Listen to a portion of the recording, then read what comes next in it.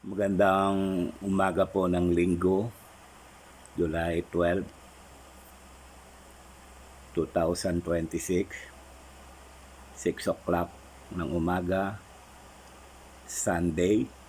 Alam po natin na ang Sunday ay araw po ng pagtitipon ng mga anak ng Diyos upang siya ay purihin at sambahin. Sa umagang ito, ang akin pong ibabahagi sa inyo ay yung mga gawaing ginagawa natin bago tayo pumunta ng church. Kaya nga, nagpupuri tayo sa Panginoon, papasalamat.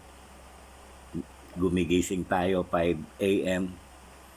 para magkaroon ng short devotion, manalangin, at pagkatapos ay gawin ang mga mahalagang gawaing bahay bago pumunta ng church. Ang Diyos po natin ay sabi sa kanyang salita, ang ating Diyos ay Diyos ng kaayusan. Hindi lamang kaayusan sa kanyang gawain, kundi kaayusan din sa pamamahay. Kaya makikita nyo po, yan po ang kauna-unahang ginagawa sa tuwing umaga, ang pagliligpit ng mga ginamit na nakalagay po sa lamesa. Iniipon at ito po ay ilalagay sa ayos. At syempre, pagkatapos maipon ay sisimulan na po na ito ay hugasan, linisin. Ayan, nakikita nyo po yung ginagawa po natin na paghuhugas. Ito po pala ay dito po sa kusina, sa loob, sa may dining. Kasi meron pa rin tayong kusina doon sa likod. Yan po. Sisimulan po natin na ito ay linisin, hugasan ang mga dapat hugasan upang bago umalis ay malinis at maayos ang kusina. Yan po. Yan po yung paghugas natin. Salamat sa Diyos, malakas yung supply ng tubig sa umaga na ito. At ang panahon pala ngayon ay umuulan dahil nga mayroong bagyo na Inday. Kaya ito po yung rainy Sunday. Patuloy lang po tayong naghugas ng mga pinggan, baso, kutsara. Ayan. Sabi po ng Panginoon, kung ikay umiinom, kumakain, gawin mo ito sa ikaluluwalhati ng Diyos. Kaya po ang mga gawain ito ay hindi po dapat tayong magrereklamo, dapat tayong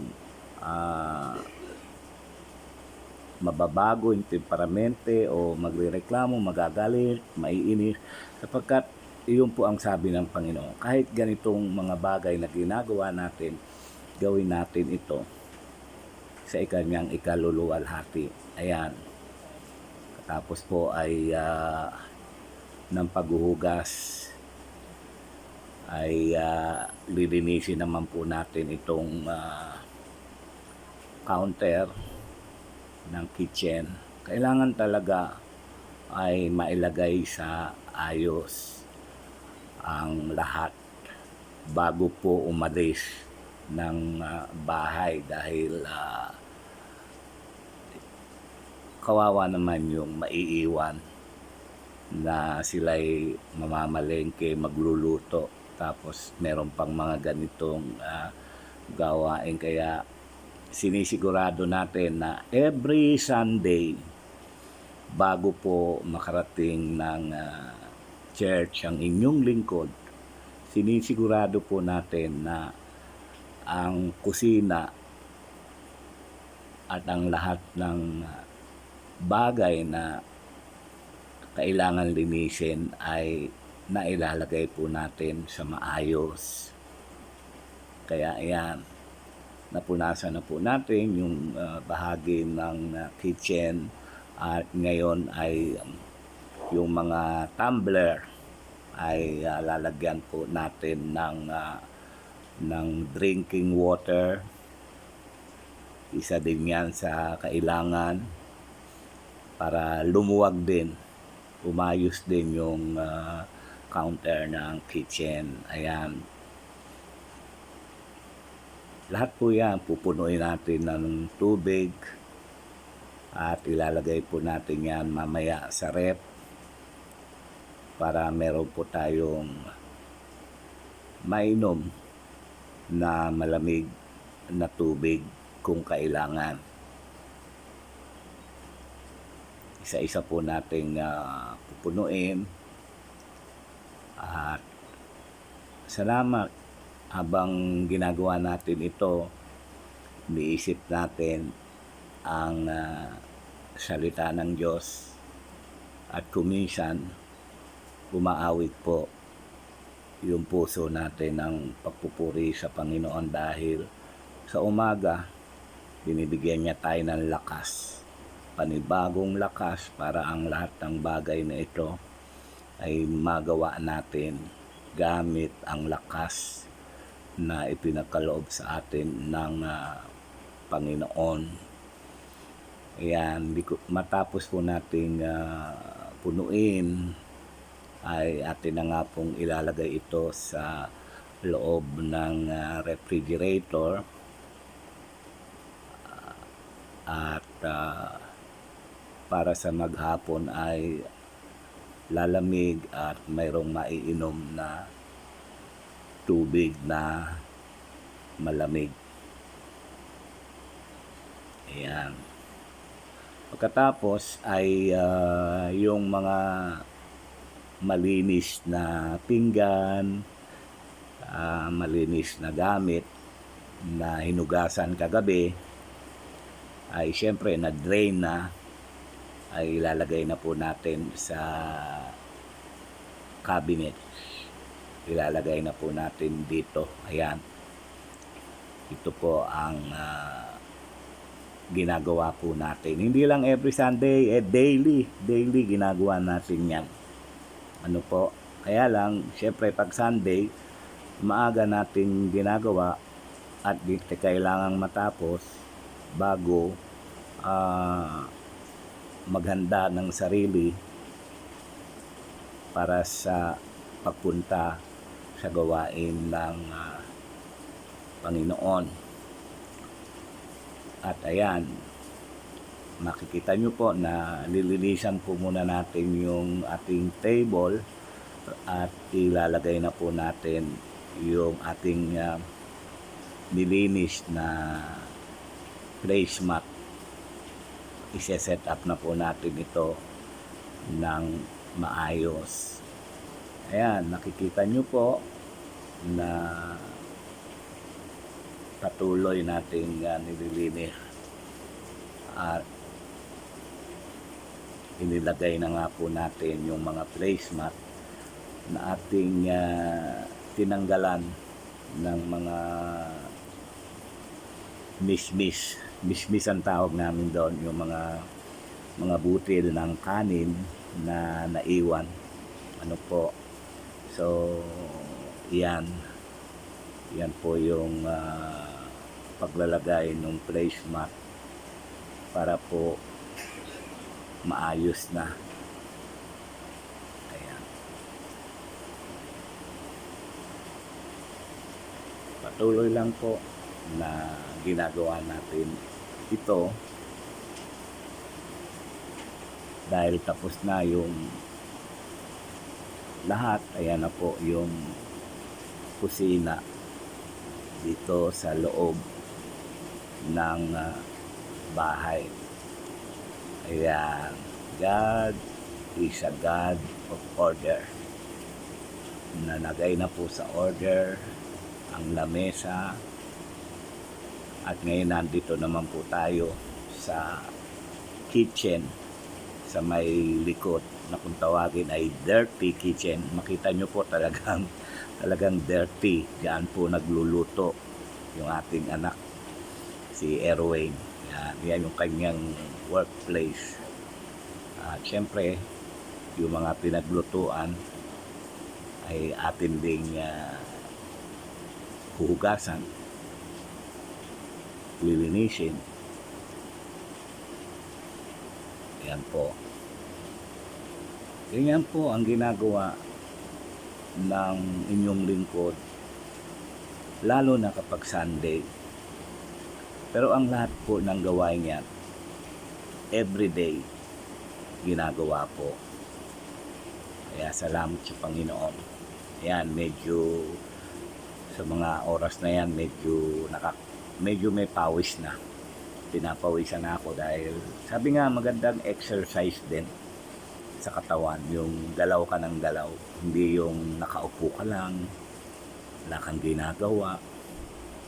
So medyo nakakaramdam na tayo ng pawis. Kaya hindi na po natin ipapakita na buo na ating hinuhugasan lahat dahil marami po yan. So ngayon ang susunod natin gagawin, yung lilinisin po natin yung ating gas stove. Nakita po nyo kanina na marumi siya. Alisan po natin ng mga mantika na siyempre tumatalsik kapag nagluluto. So ayan po, patuloy pa rin pala tayo naghuhugas. Salamat sa Panginoon at natapos na ang paghuhugas. Kaya ayan, yan po yung gas stove. Atin po siyang pukuskusin ng sabon, ng dishwashing, para unang-una para mawala po yung mga mantika at para maging shiny. Yan po yung ginagawa natin sa kasalukuyan, yung paglilinis ng gas stove. After po na nasabon natin ay pupunasan po natin ng yung basahan na nilabahan natin. Nilabahan muna natin bago ipunasan. Ayan, ito na po yung final touch doon sa gas stove. Again, salamat sa Panginoon sa kabutihan niya. Dahil sa umaga ay sa pamamagitan po ng kalinisan, sa pamamagitan ng paglalagay ng lahat ng bagay in order, hindi lamang sa puso, hindi lamang sa simbahan o sa gawaing Panginoon, kundi maging sa tahanan.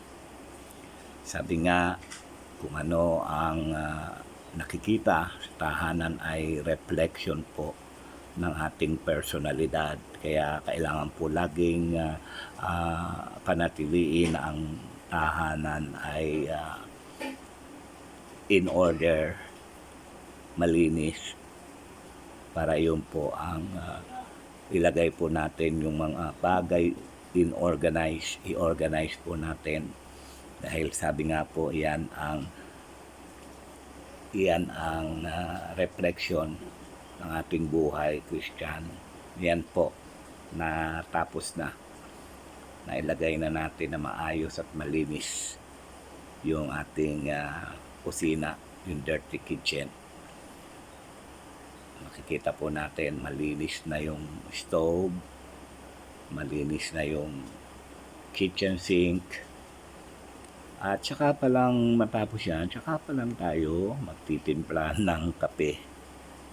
At yan po, salamat sa panonood. Don't forget to subscribe.